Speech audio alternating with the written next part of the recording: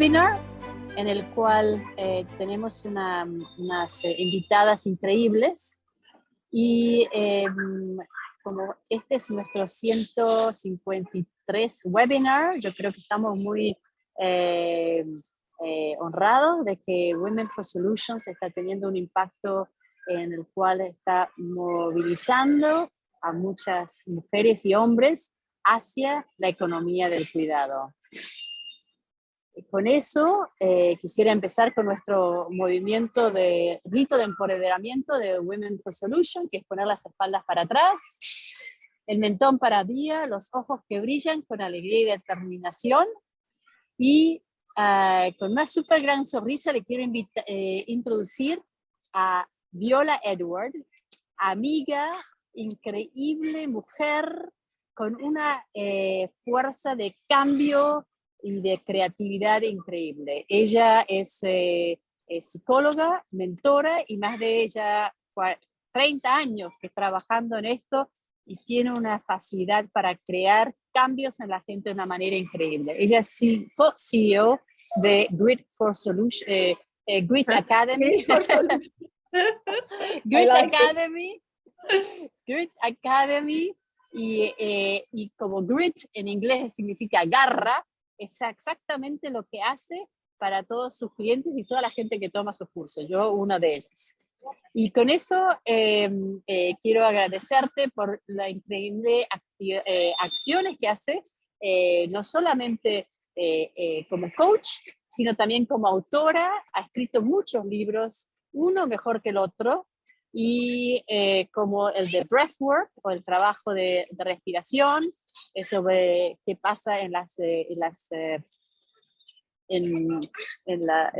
bueno, Viola, la llamada está toda tuya, la plataforma Zoom es toda tuya para introducir a nuestros speakers. Muchas gracias. El cariño es mutuo, ya ven.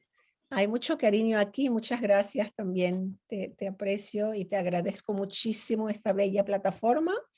Y me gusta el nuevo nombre que le pusiste a mi empresa en lugar de Grit Academy, es Grit for Solution. Voy a poner otro branch, Grit for Solution. Bueno, tú y yo hemos creado también, que lo hemos estado alimentando y está creciendo muy suavecito y orgánicamente, son las alianzas del cuidado que vienen de esa parte que estoy aprendiendo contigo de la economía del cuidado. Y esas alianzas es que el lema es: mientras que te estoy cuidando a ti para que crezcas, expandas y realmente vuelas tan alto como quieras, me cuido a mí como reflejo. Entonces estamos trabajando más y más en ese concepto y por eso que trabajamos tan bello juntos y colaboramos.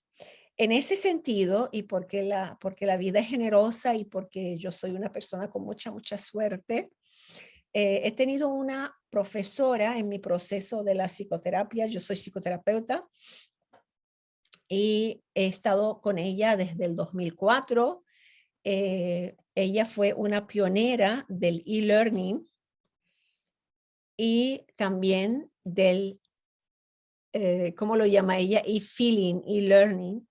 Estoy hablando de la licenciada Virginia Gowell. Es psicóloga especializada en la integración de la psicología de Oriente y Occidente. Recientemente publicó un libro, El fin del autoodio, con ediciones El Ateneo. Es directora del Centro Transpersonal de Buenos Aires, que el Centro Personal de Buenos Aires tiene una pionería fabulosa en todo lo que es el e-learning, porque yo ya empecé a estudiar con ella temas de interpretación de sueños, psicoterapia transpersonal, el enneagrama, en línea en el año 2004, desde el año 2004. Virginia es miembro ejecutivo del directorio de la International Transpersonal Association, es docente universitaria y desde el CTBA, Centro Transpersonal de Buenos Aires. En las redes la van a conseguir como Virginia Gowell y como Centro Transpersonal. Bueno, imagínense lo que fue para mí imagínense lo que fue para mí estar conversando con Virginia y hablando de ella como de sus inicios como psicóloga. ¿Por qué decidió la psicología? ¿Cómo es que tuvo las ideas de entrar en lo transpersonal? ¿Cómo ella en aquel tiempo también integró las enseñanzas de Oriente y Occidente? ¿Y cómo fue desde su primer año de práctica? Ella fue una psicóloga muy diferente. ¿Y qué hace ahora Virginia? Entonces hemos hecho este diálogo, esta conversación tan hermosa que hemos grabado para todos ustedes para que la disfruten.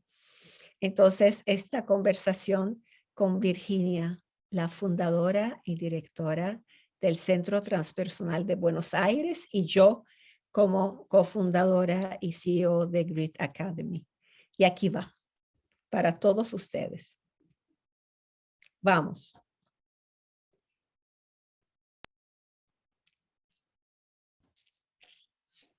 Buenos días, buenas tardes y buenas noches, donde sea que se encuentren en el mundo. Mi nombre es Viola Edward y este mes hemos estado hablando mucho de mentoría, celebrando la mentoría, reconociendo y agradeciendo a los mentores que hemos tenido en la vida, aquellos que nos han influenciado, inspirado, impactado.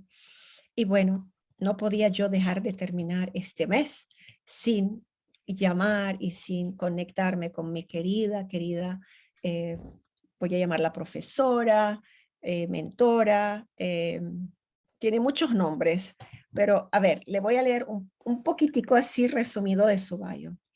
Licenciada Virginia Gowell es psicóloga especializada en la integración de las psicologías de Oriente y Occidente. Recientemente publicó El fin del autoodio con el Ateneo.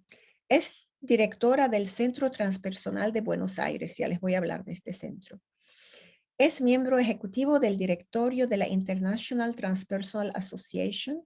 Es docente universitaria y desde el CTBA también está en todas las redes. La van a conseguir o por Virginia Gowell o por el Centro Transpersonal de Buenos Aires. Bienvenida, querida Virginia. Viola, qué gusto enorme estar aquí contigo conversando. Ya estoy deleitando la presencia tuya. Y gracias a todos los que a través tuyo están allí. Gracias por dejarme entrar en sus casas. Gracias a ti y viva la tecnología que nos hace hoy conectarnos. Yo en Chipre y tú en Argentina. ¿En qué parte de la Argentina estás? Estoy a 80 kilómetros de la enorme Buenos Aires, en una zona rural que es donde crecí y es donde volví después de vivir media vida en Buenos Aires. Así que volví a la naturaleza. Qué alegría, qué alegría. Sí, sí. Yo les quiero hablar de cómo conocí a Virginia. Yo desde los años 80 o a finales de los 70, principios de los 80, me enamoré de la psicología transpersonal. Iba así persiguiendo a ver quién más, dónde más puedo estudiar. Ese encuentro de la psicología de Oriente y Occidente, como también de la forma tan especial como lo enseña Virginia, total que no sé cómo, pero nos conectamos en el 2003 o el 2004 con el Centro de Psicología Transpersonal de Buenos Aires y empezamos a hacer, créanlo ustedes o no, empezamos a hacer cursos en línea con Virginia. Ella fue una promotora de cómo estudiar a las distancias y yo fui firme y muy firme porque a mí me tocaba como a las 2 de la mañana con la diferencia de horario. Hicimos toda una formación de psicoterapia transpersonal, hicimos una formación de enneagrama, que yo estaba enamorada de enneagrama desde 1994, y hicimos una formación en sueños, interpretación de sueños. Y bueno, se quedó eso implantado en mi corazón y en mi carrera. Y creo que no hay día que pase sin que yo mencione a esta mujer de una o de otra forma. Porque hay diferentes formas de aprendizaje, ¿verdad? Y yo aquí estoy con mi dislexia y ahora que entiendo también que tengo lo que llaman doble exponential de alta capacidad, es decir, que tengo mucha claridad y una rapidez de funcionamiento del cerebro muy rápido en ciertas horas, en ciertas áreas o temas, y otra parte que soy muy lenta, lentísima, lentísima, lentísima, que no lo entiendo. Entonces me lo explicas y me lo explicas. Entonces yo soy una persona que me encuentro con esa dicotomía, se diría, en mi ser, y que siempre he tenido dificultad de aprendizaje, pero cuando aprendí a elegir los temas que me gustan, y cómo fui avanzando en la vida. ¿Por qué les cuento esto? Porque de la forma como Virginia nos pasaba las lecciones, tenía que ver con la voz, tenía que ver con la escritura, tenía que ver con la fotografía y tenía que ver con la poesía. Y yo encontré, después de muchos años, encontré cómo es que yo aprendo. Y fue así como realmente desde ahí me ayudó muchísimo a seguir encontrando mis caminos en la vida. Y por eso yo te quiero agradecer hoy y siempre que hayas abierto otro canal de aprendizaje para mí, que soy una enamorada del aprendizaje y de los libros, pero leo bastante lento y tenía dificultad en ciertos temas. Así que yo sé que tú no lo sabes, tú fuiste la No. gran catalizadora y canal de que yo abriera este espacio dentro de mí y me volviera mucho más capaz y inteligente a nivel holístico. Así que mil gracias. Me emociona profundamente, me he quedado así, como que me estuvieran por salir plumitas.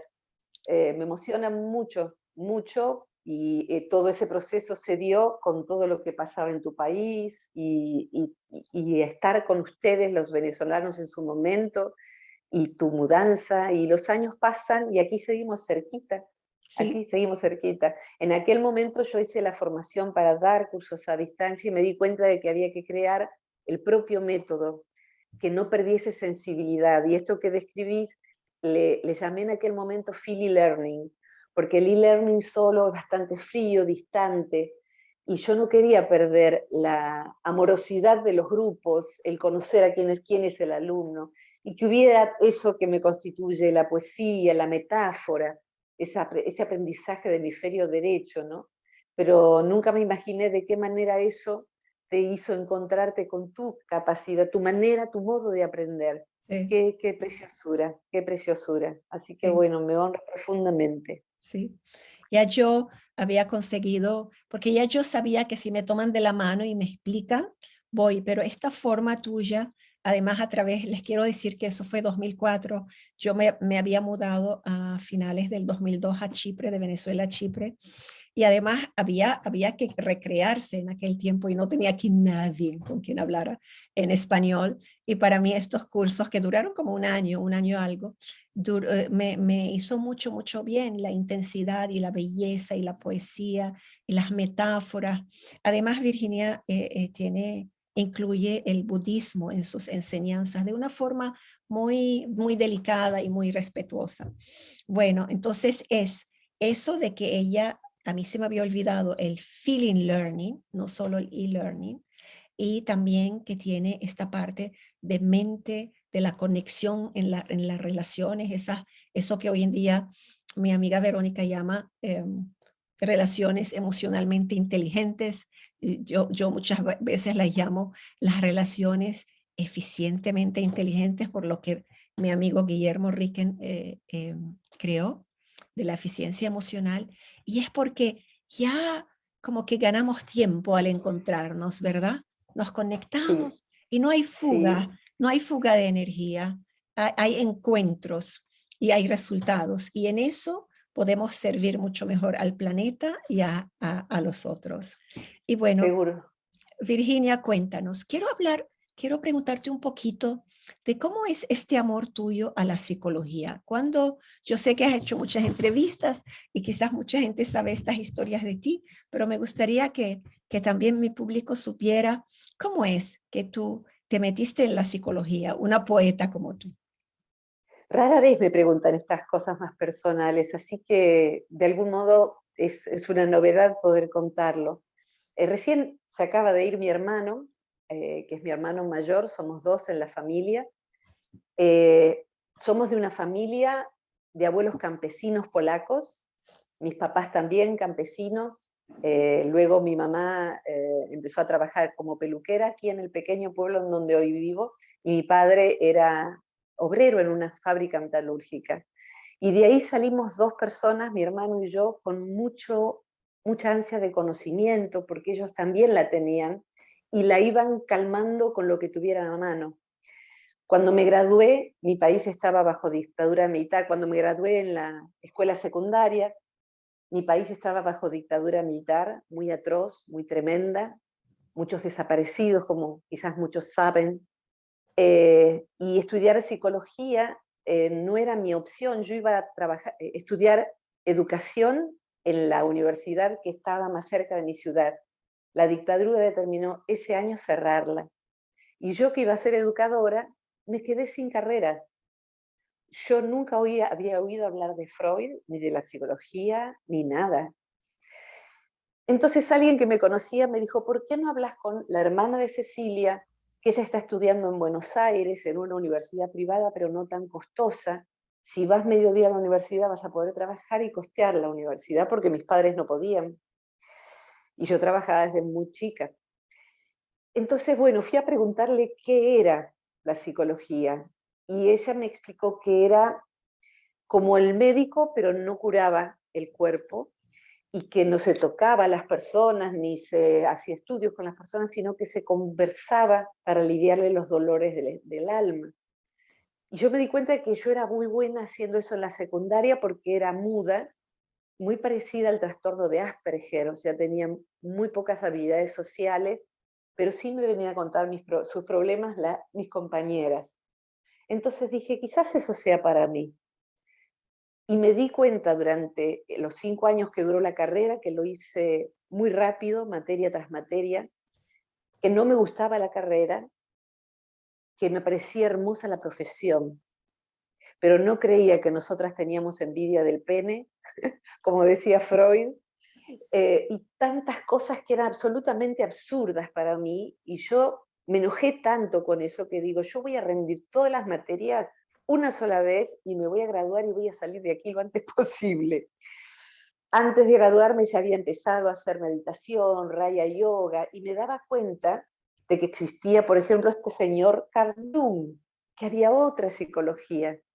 Y eso me dio mucho alivio, porque supe que había otra psicología, pero me la escondían. Entonces, bueno, ahí empecé ya antes de graduarme a investigar a través de Jung y de William James, otra psicología que tenía que ver con la sensibilidad. Y el destino quiso, por último, que me había mudado a Buenos Aires. Los primeros años viajaba diario 6 horas para estudiar viola, y conseguí un trabajo en Buenos Aires en mi último año de facultad, que era tipear libros en la editorial Paidós, la editorial que publicaba la mayoría de los libros de psicología. La vida me llevó allí. Entonces yo estudiaba una psicología atípica mientras tipeaba los libros, y desarrollé mucha velocidad de tipeo. Les cuento a todos que cuando Viola era mi alumna no existía el audio por internet, ni siquiera. O sea, yo daba mis clases tipeando a tiempo real verbal, porque había sido tipeadora en una editorial. Entonces mis clases eran así durante hora y media, tratando de que no se distrajera el alumno, como si fuera el sonido de mi voz. Y así fue muchos años, 8 años fueron así. Así que bueno, tengo esa cosa en las manos y muchos dolores en el cuello que han quedado de entonces.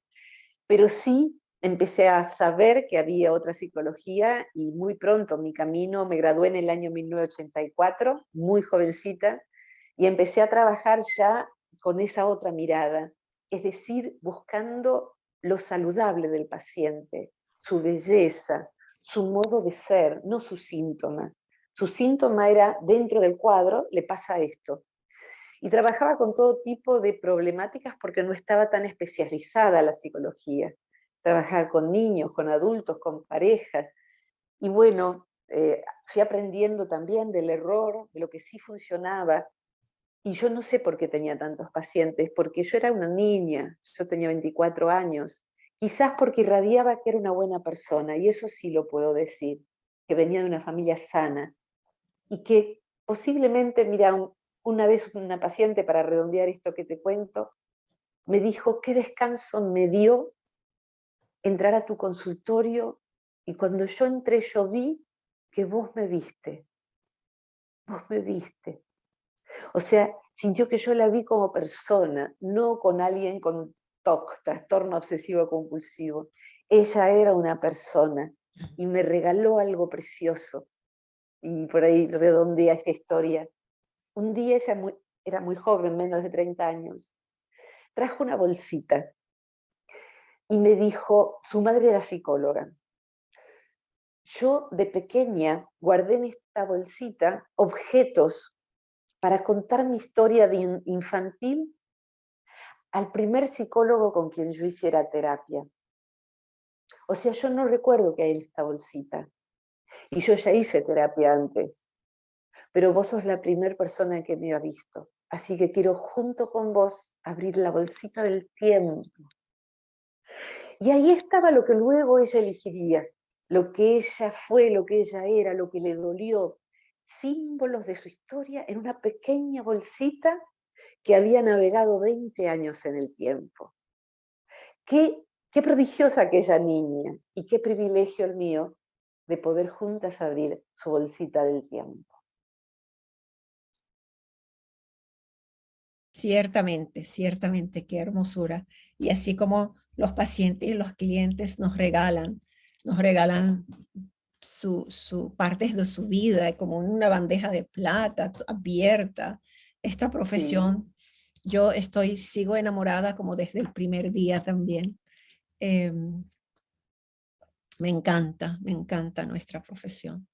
Me encanta saber que el comportamiento humano. Yo me acuerdo de pequeña, quizás 5 años, 7.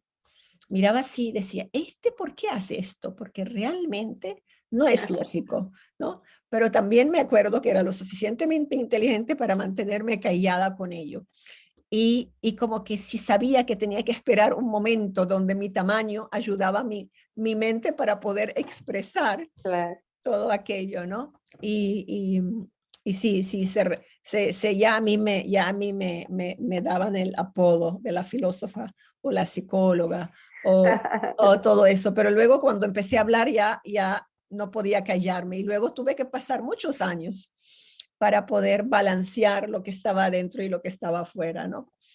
Y de eso estábamos hablando porque contigo también trabajamos en Enneagrama y ese girar a través de las personalidades en su luz y en su sombra, así como giran los derwishes, ¿verdad? Así, ¿cuál es el camino cuando aprendes, como yo aprendí con Virginia, de saber cuál es la luz y cuál es la sombra de tu personalidad y aprendes a detectar cuando la sombra empieza a filtrarse en un evento, en una situación, en un día, y tienes el conocimiento y ya la experiencia de saber decir, ya yo sé lo que hay por ahí, voy a probar este otro camino y varías el giro y vas hacia esos mapas que construimos juntos con Virginia durante estos meses que estudiábamos la belleza del enneagrama, de cómo son los mapas de evolución y poder reconocer el camino al infierno, ¿verdad? Porque todos los tenemos, los infiernos, ¿verdad? O como Virginia llama, los dragones internos. Virginia, cuéntanos, ¿cuándo te enamoraste del enneagrama? Pasé por muchas etapas y me enamoré del enneagrama a los 20 años más o menos.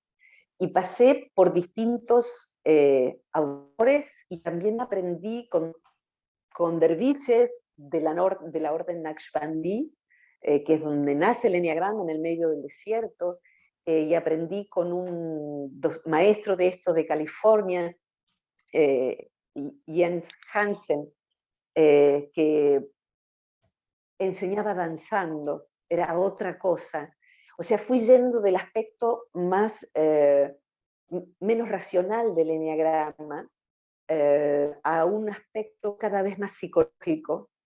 Y después Don Rizzo Hudson y Rizzo fueron los que me introdujeron a que el enneagrama a mí me daba la noción de palpar que había un orden.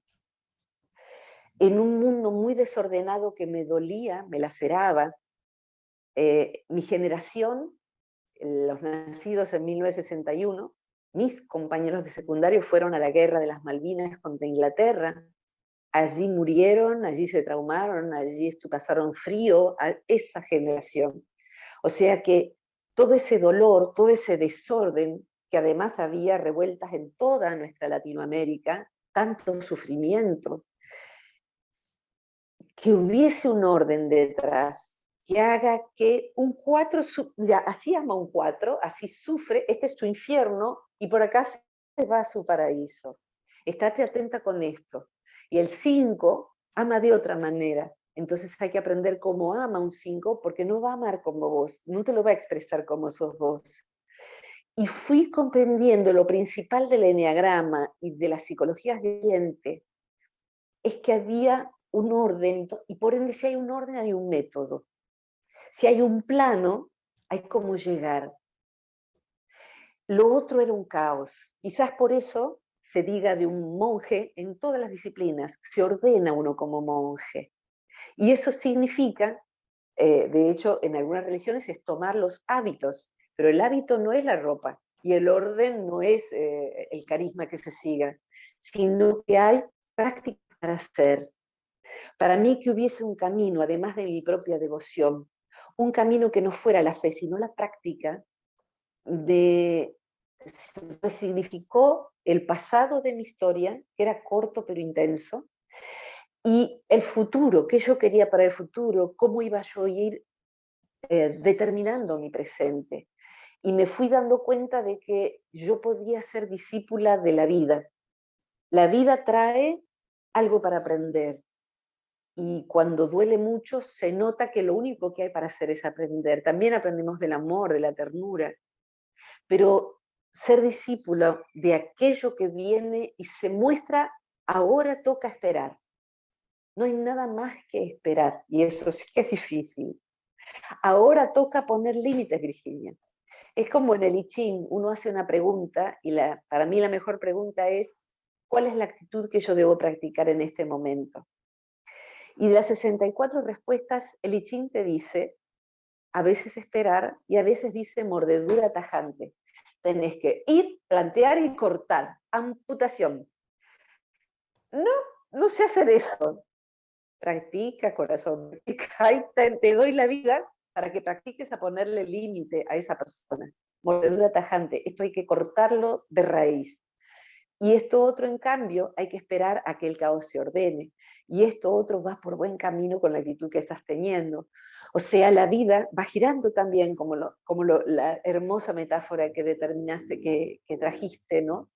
Va girando, y lo que nos pide la vida es, no te marees. Y la vida es más bien parecida a un huracán.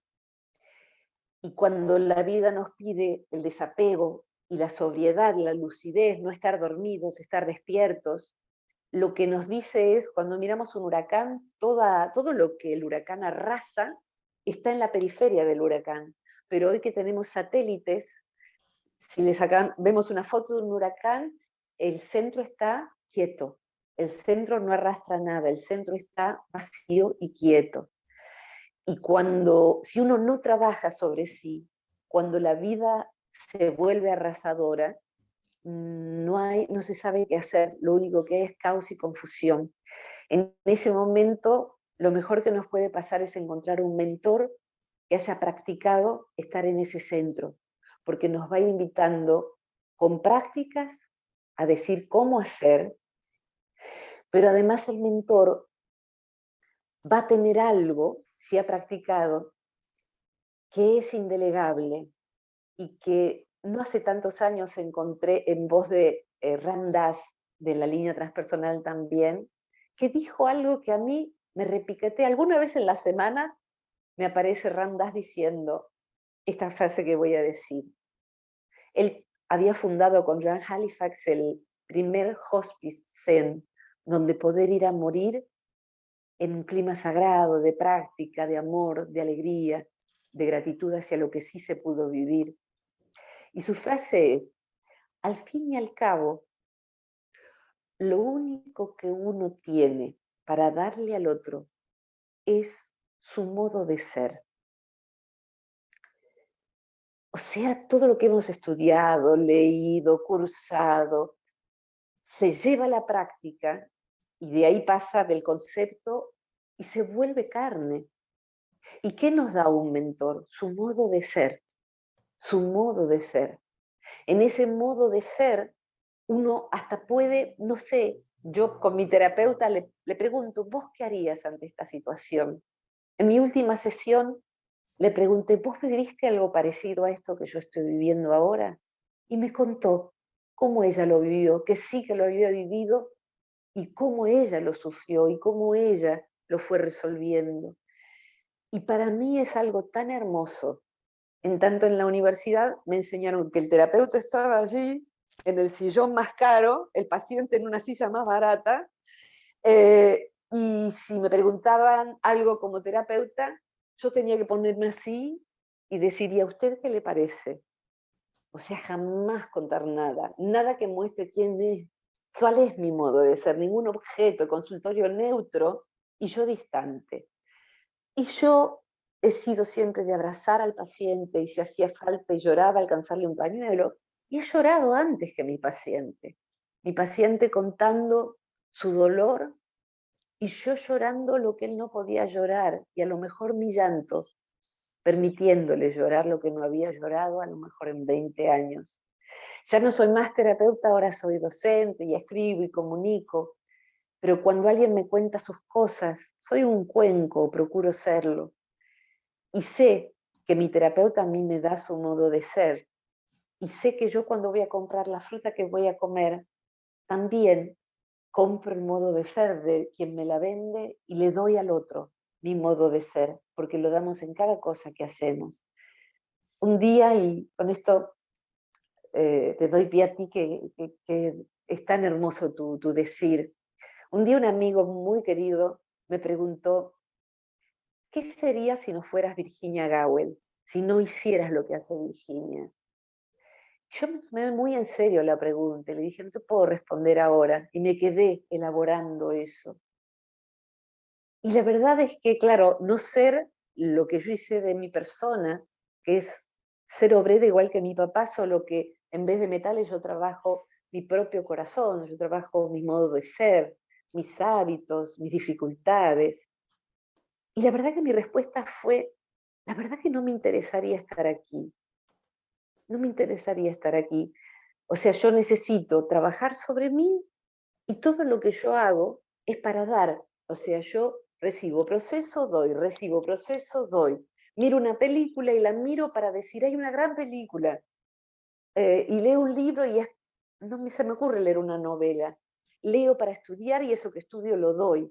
Entonces, sin ese trocamiento, ese trueque que va aconteciendo, me parece muy aburrido estar en el mundo. Y me apasiona, en cambio, aún en medio del dolor. Y aspiro a morirme así, apasionada de ver, a ver cómo es morirse, a ver cómo es morirse, que estudié tanto esto, ahora voy a rendir la materia práctica. Y me parece hasta mucho más jolgoriosa que acompañarse a sí mismo en la muerte de un ser querido, que es mucho más difícil. No temo a la muerte, pero sí sé que posiblemente voy a atravesar muchas pérdidas. Y eso ya sucede, ¿no?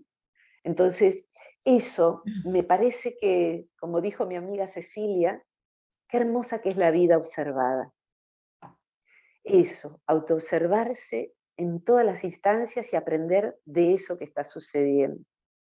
Y ahí fabrica uno el propio modo de ser. Así es. Bueno, yo te cuento una historia de muerte. Era 2017. Iba yo a La Haya por primera vez a un gran congreso de mujeres, Women Economic Forum. Había tenido un caso muy complejo 2 días antes, no había dormido bien. Estaba pendiente que no estaba bien, así descansé muy bien el primer día, pero el segundo pensé que estaba bien, pero en realidad no estaba bien porque me trepé con mi propio, yo uso siempre vestidos largos y faldas largas y ropa ancha, y me caí de la escalera, como 6 escalones, aterrizando de cabeza. Esto Oh, era así Dios. Cuando veíamos comiquitas de pequeños era así. Y había mucha gente hindú en esta conferencia porque la fundadora es de la India. Menciono esto porque al caer y tener concussion, pero no perdí el conocimiento, yo vi como unos velos así y el olor era un olor muy extraño que nunca antes había olido y era un olor muy sabroso. Y como veía unos velos y las chicas me decían en inglés, hermana, estarás bien, estás bien, sister, you're gonna be okay. Y yo pensé, "Ah, me he muerto, me he muerto", porque era muy confuso y no veía. Claro. Estaba en el piso así, con el cuello así, me acuerdo. Y fue muy rápido, un pasaje de vida así muy rápido, y luego me vino este sentimiento, está bien partir. Y me vino, he vivido el doble que mi padre. Yo tenía 58 años y mi padre había muerto a los 29. Wow. Y dije, puedo irme, no tengo deudas emocionales, dije, puedo irme. Y en eso estaba cuando dije, ¿cómo será morirse? Eso todo muy rápido, ¿eh?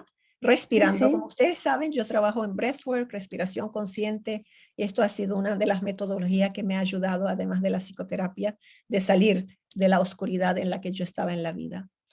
Y yo decía, ¿cómo será morir respirando? Y empecé.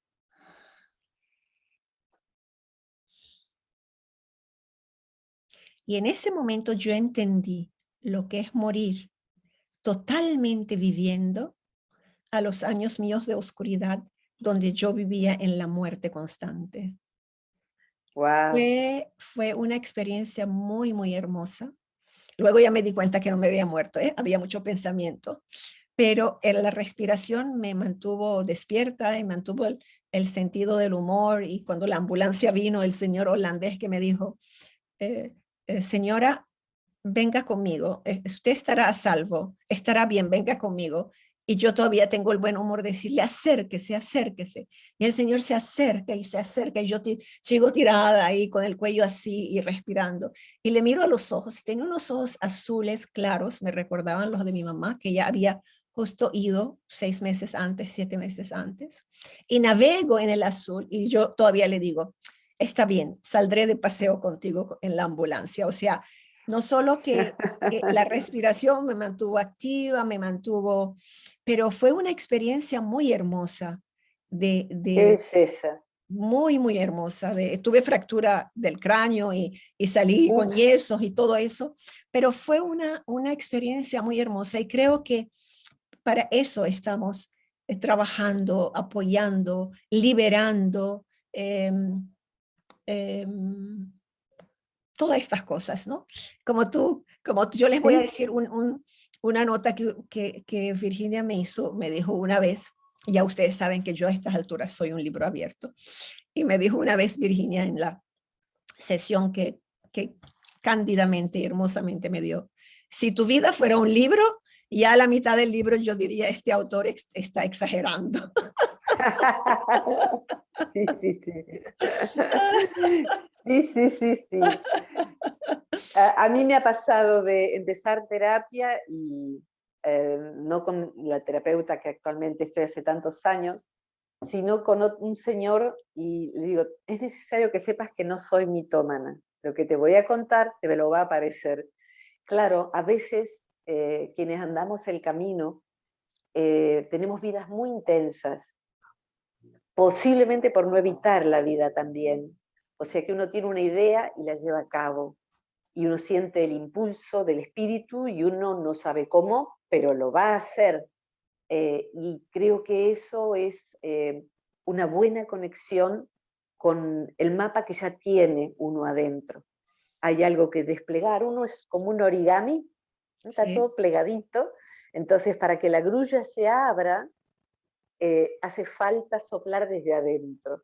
Entonces ese proceso, si la grulla muere y nunca se abrió, no es más que papel arrugado, no es más que papel plegado.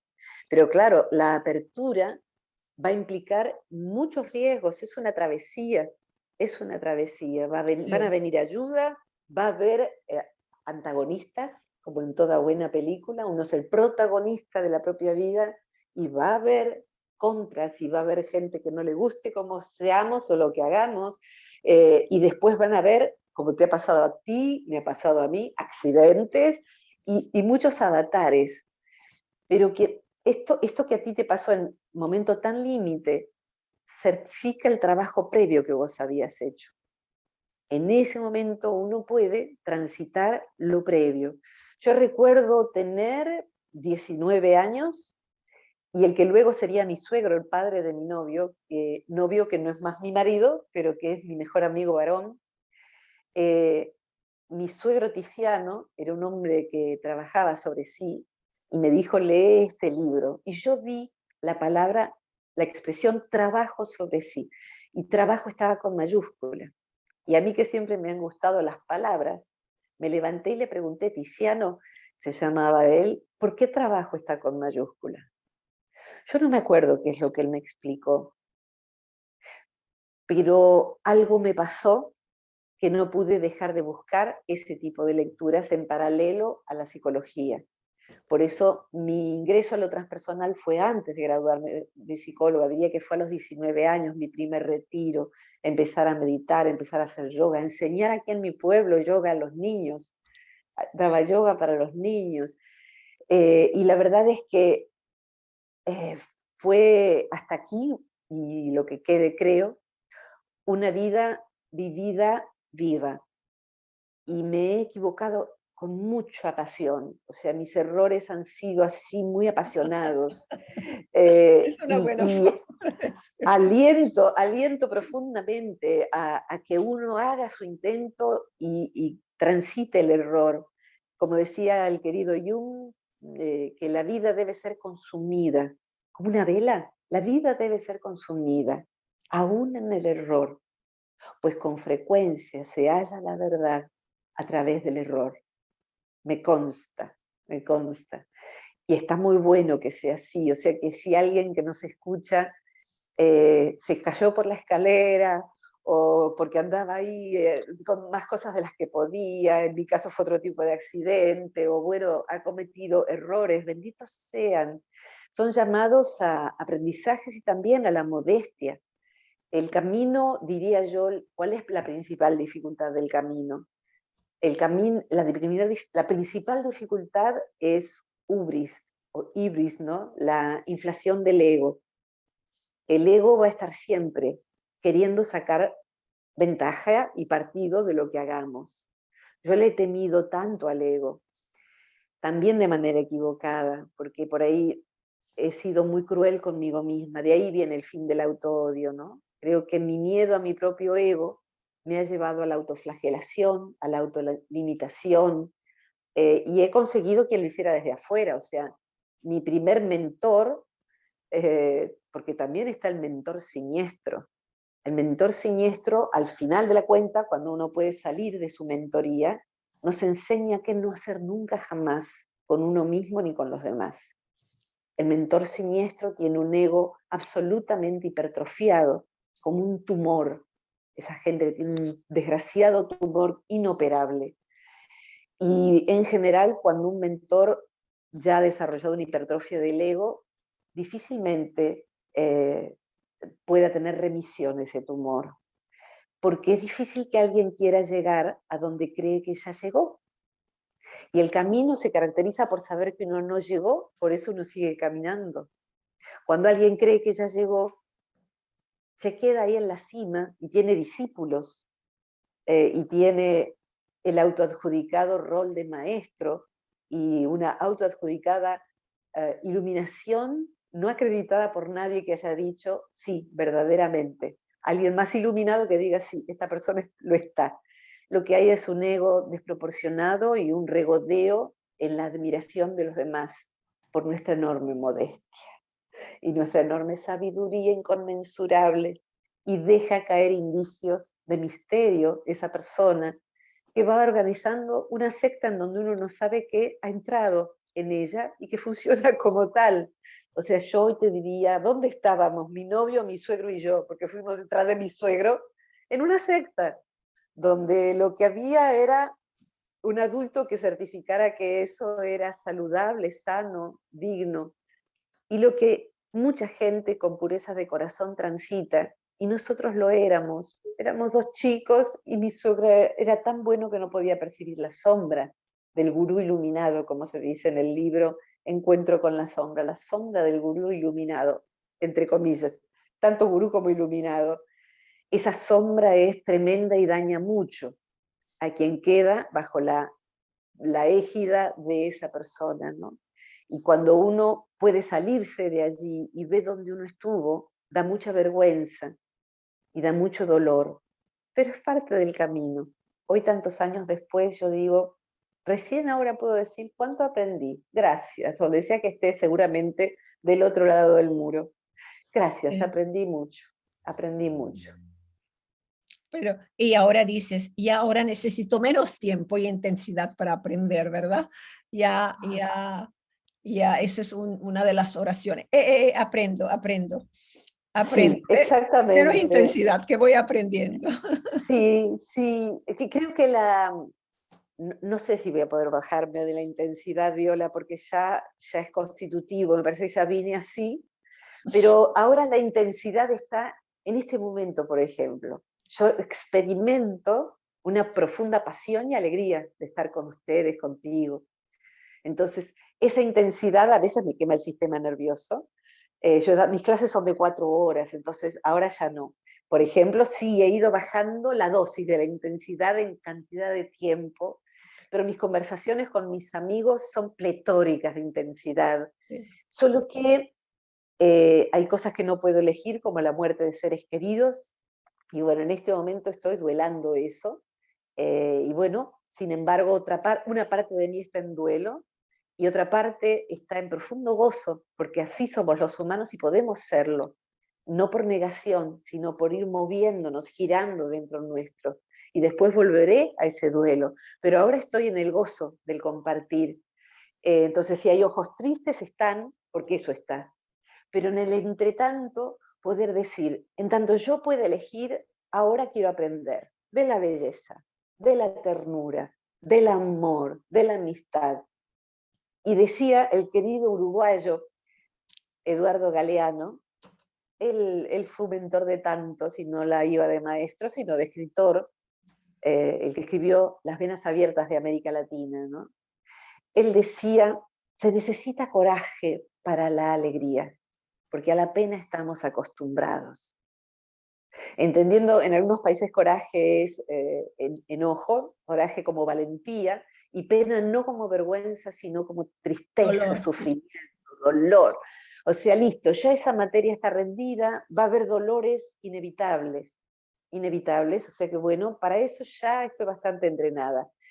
Y un día decidí dejar de estar triste, y un día decidí, hay una entrevista muy bonita a Patch Adams, si ponen entrevista a Patch Adams en español, el que fundó la estirpe de los payamédicos, y ese hombre un día dice, decidí que nunca más iba a tener un mal día.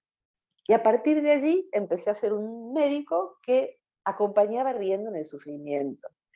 Y él tiene una prótesis, le falta media pierna, y su prótesis está toda pintada en muchos colores, es como una pata de corsario, pero llena de colores, y su camisa toda llena de colores, y él irradia belleza y alegría. Entonces lleva eso a quien está muriendo, lleva eso a los niños, lleva eso. Y es muy interesante ver cómo ese hombre decidió que iba a vivir en estado de alegría, con las excepciones del caso. Así es. Y luego vi una entrevista más breve, que no sabría decir cómo se titula, donde él habla de la situación de la humanidad, y habla con un enojo y unos ojos fulgurantes, y habla con una severidad tremenda. Y yo digo, este hombre ahora me gusta más. Este hombre es capaz de tener un juicio crítico sobre la realidad y dar un mensaje de basta de esto, y esto otro está muy mal, y esto en mi país es inaceptable. O sea, ese hombre no es de superficie, de decir seamos felices, el gozo de, etcétera. No, sí, pero también ser pacifista y no violento en el sistema gandhiano o de Martin Luther King, de decir no es no y basta es basta. Yo sigo todas las enseñanzas de quien aún está en este mundo, Brother David. Si ponen Brother David y gratitud, está el sitio de Vivir Agradecidos en español. Brother David es un monje benedictino de 95 años, pionero en la psicología transpersonal, es psicólogo transpersonal y vive la mayor parte del tiempo hoy en Argentina, austríaco. Y Brother David, la línea de Brother David es la gratitud, la práctica de la gratitud como un ejercicio cotidiano. Y muchas veces le preguntan al brother, ¿y cuando no hay nada que agradecer porque lo que está aconteciendo es espantoso? Y él dice, cuando no hay para agradecer, hay para protestar. Casi siempre hay para protestar. O sea que hasta cuando hay un huracán, hay para protestar en relación a que no llegan las medidas sanitarias, a que no llega la comida, hay para hacer activismo. Y hay una preciosa foto de él en alguna plaza de Europa, en donde está él, ya mayor, porque hace mucho que es mayor, con una sombrilla de muchos colores, al sol de alguna plaza de Europa y un pequeño cartel, no a la guerra del Golfo. Él solito, sentado, protestando. Eso es protestar, y claro, a todo el mundo con su ropa benedictina blanquita y sus sandalias de benedictino y devoto de pobreza, que lo cumple a rajatabla, decir, yo digo no. Cuando no puedo agradecer, protesto. Y esa completud me parece así como el objetivo de la vida, ser capaz de agradecer, de ser modesto en las propias necesidades, de trabajar siempre sobre sí y de sumarse a cualquier movimiento no violento por los más vulnerables. Ser la voz de los que no tienen voz. Así es, así es. Y en estos días, Carlos Renato, mi colega, me mostró el trabajo de un poeta, autor brasilero, Suassuna, y Suassuna dice, no me defino ya como pesimista ni como optimista, sino como un realista con esperanza. ¡Ay, qué hermosura! ¡Qué hermosura! Y le digo, esto me lo voy a llevar yo. Hoy en día sí, soy una realista con esperanza. Que no me amargue mi percepción de esta realidad, que es caótica y que es dura en algunas partes del mundo. Y para los que me preguntan, le digo, ustedes solo imaginen a un ser como yo que nació en Irak, que su mamá es libanesa y viví en el Líbano, que me mudé a Venezuela de mi alma, donde viví 30 años y que ahora vivo en Chipre, que es una isla dividida. Solo para sentir estos 4 países ya tengo suficiente dolor, pero hay que, ¿cierto? Y que ya llevo aquí 18 años, ya voy a tener 19. Entonces también me acuerdo mucho de parte de mi historia, que sufría mucho por mis raíces cortadas y en estos días mi esposo me dice, es que la lengua materna se llama lengua materna porque no cambia. Le digo, pero la mía cambió. O sea, yo ya no me acuerdo del arameico asirio en el hogar donde yo nací y se volvió árabe y luego se volvió español, y ahora hace tanto tiempo que vivo contigo y trabajo en inglés y empiezo a soñar en inglés. Entonces, claro. Entonces todo esto, y me acuerdo cuando yo sané cuando yo ya me vine más a la luz, a girar con la luz, es que entendí que uno puede llevar el origen donde sea que vaya. Pero luego me conseguí con un libro de Amin Maalouf. Amin Maalouf es un escritor libanés radicado en Francia y tiene un libro que se llama Origen. Y es muy importante que lean este libro. Él hace un estudio muy hermoso sobre su papá que se quedó en el Líbano y su tío que se fue a Cuba. Pero él empieza el libro diciendo, o en alguna parte del libro diciendo, nosotros no somos árboles, no morimos cuando nos cortan las raíces. Nosotros podemos llevar nuestro origen donde sea que vayamos. Y yo le agregué, y lo podemos expandir, ¿verdad? Y dejar las semillas por ahí. Entonces, hay mucho, cuando estás hablando del agradecimiento, así yo empiezo mi día, y así termino el día cuando es lo último que estoy pensando, es agradecer. Siempre hay algo que agradecer. Imagínate en la vida de Virginia, está tan llena de trabajo, de escritos, de entrevista, de meditación, que haya tenido ese espacio para mí. Definitivamente este va a ser en mi lista de agradecimiento de hoy. Qué Y, linda. y siempre les digo que mientras que estemos respirando, estamos viviendo, y mientras que tenemos vidas, hay infinidades de posibilidades para poder transformar, impactar, regenerar, generar, reciclar y tantas cosas que podemos hacer. Y sí, yo también aprendí contigo y lo llevo en muchas partes de mis escritos, esta frase de Maslow que dice, la psicología que practico es la psicología de la libertad. ¿Cómo lo dices tú, Virginia? Sí, exactamente. Eh, No es la del dolor, no es la, no es es la la, del dolor, no es la de la enfermedad. O sea, Maslow trae la despatologización de la psicología, Maslow y todos los humanistas. Y sí, eso es hermoso. Tener un paciente, un consultante, durante, sesión tras sesión, porque tiene tal problema, y no saber que esa persona toca el violín, por ejemplo, y que los fines de semana va a dar de comer a la gente que duerme en la calle y que acompaña a un amigo que tiene un impedimento. O sea, cosas, la belleza de esa persona que no la trae a sesión. Necesitamos saberla. Y para eso hay que tener básicamente una mirada bondadosa que le ayude al otro. En general, la gente que pasa en nuestras vidas buscando la mentoría, buscando que va haciendo un camino, y lo tomaría en relación a esto último que has dicho. Hay un origen que todos tenemos y que a veces es la propia patria de la cual uno no ha salido. Yo me siento más polaca porque me crié en una comunidad polaca aquí en este pueblo, pero todos los vecinos eran polacos y cantaban en polaco y hablaban en polaco.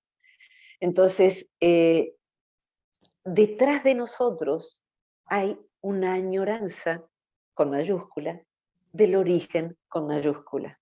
Hay otro origen. Y los añorantes no sabemos que tenemos esa añoranza, la llamamos de distintas maneras. Y uno, cuando brinda psicoterapia, puede no darse cuenta de lo que esa persona tiene. No es que añora su infancia, no es que añora su tierra, no es que añora a su ex, añora el origen. Cuando uno se da cuenta de que añora el origen, la falsa respuesta es, tengo que esperar a morirme. Es más, me suicido ya porque quiero volver al origen. Siento tristeza de eso. La añoranza es básicamente eso.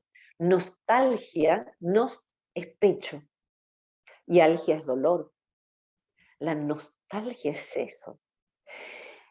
Es como un sentirse en exilio en vez de con el privilegio de estar vivo.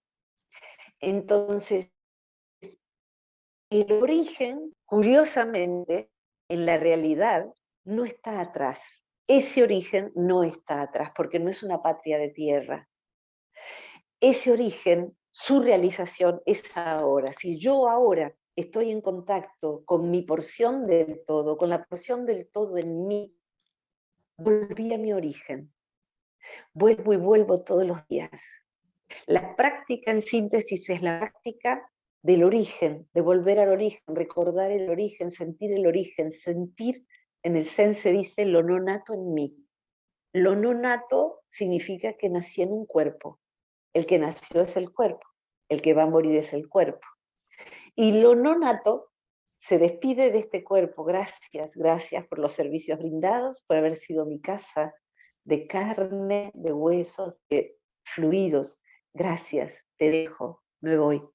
¿A dónde me voy? Al origen.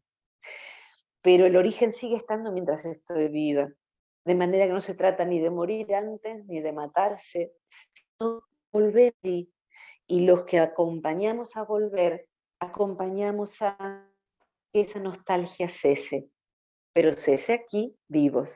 Y cuando nos encontramos compañeros de camino, como en un gran peregrinaje, vemos que la añoranza cesa, porque encontramos al otro peregrino.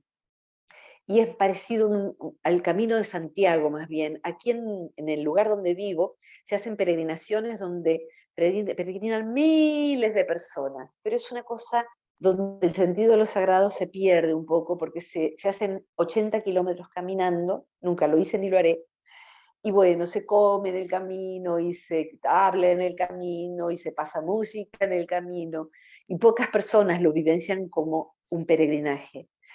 En tanto que los demás, voy a pasar una alarma aquí, los demás peregrinajes que son de a uno y que hay postas donde uno sube una montaña o uno va hacia un lugar sagrado o hacia la cima de una montaña o un bosque, uno encuentra a otros solitarios y se convida. Uno no tiene agua, el otro no tiene pan. Se convida pan, se convida agua. Se avisa, mira que abajo ha habido un derrumbe. Es mejor que vayas por la izquierda.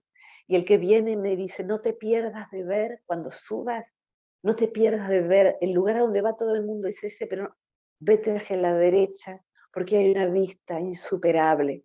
Entonces nos vamos intercambiando y ahí hay como esa hermandad del que está en contacto con el origen. Entonces allí, esa es la vida viva. Curiosamente hacia allí vamos a ir cuando muramos, pero está aquí y está ahora. No hace falta morir para encontrar eso, está ahora. Así es. Y todos nos volvemos mentores del otro, porque si ya sabemos que ahí en paisaje le estamos diciendo al otro, ya sabemos que aquí no. Y mi amiga Ana Bonotti, que también fue una divina mentora, tiene una escuela que se llama Sherpa y está inspirada con estos que guían el camino en las montañas. Qué hermoso. Qué belleza, qué hermoso. Qué hermoso. Y también te quería dar un regalito. Yo creo que yo voy a ir donde estás tú para quizás hacer parte de ese peregrinaje cerca. Y tú vas a venir donde estoy yo, porque en el sitio donde yo vivo en Chipre, que es la costa norte, había uno de los maestros más amados y conocidos de los Naqshbandi, que ya se fue hace unos años y ahora su hijo es el que está llevando esta, y queda a 1 hora o menos de mi casa. Así que ahora ya estoy sembrando en ti la semilla de que cuando podamos viajar de nuevo, puedas venir y visitar y tienen un sitio hermosísimo Qué hermoso. Sí, ya que tú desde el principio te conectaste con ellos, acá están.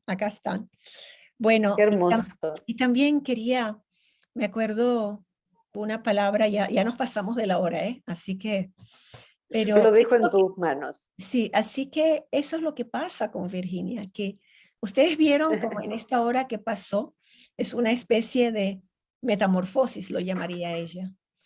Es que empezamos hablando de una cosa y fuimos a otra.